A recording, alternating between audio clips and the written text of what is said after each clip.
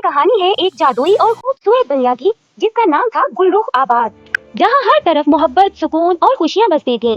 وہاں کے لوگ ایک دوسرے سے پیار کرتے تھے، پرندے آزادی سے اڑتے تھے اور جانور بھی انسانوں کے دوست تھے۔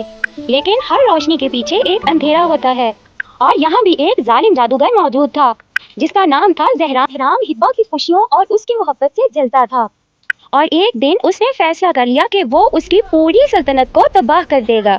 اس نے اپنا کالا جادو چلایا اور ایک ہی پل میں پوری سلطنت کالے جادو میں ڈوب گئی۔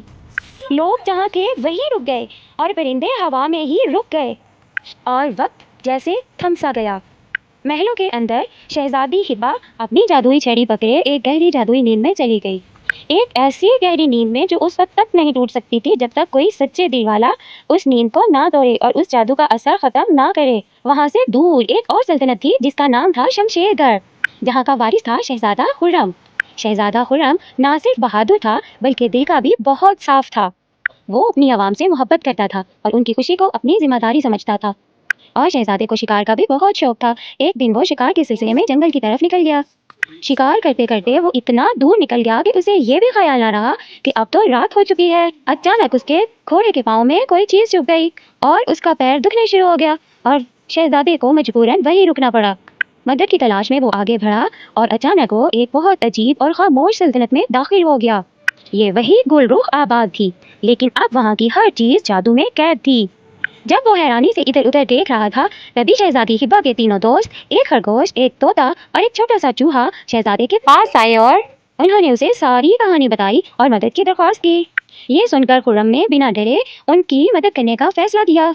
دوستو، ویڈیو بنانے میں بہت محنت لگتی ہے، تھوڑا سپورٹ کر دیا کرو، لائک کر دیا کرو اور شیئر تو ضرور کیا کرو۔ وہ سب مل کر جادوگر کے محل کی طرف بڑھنے لگے، مگر خطرہ بہت قریب تھا۔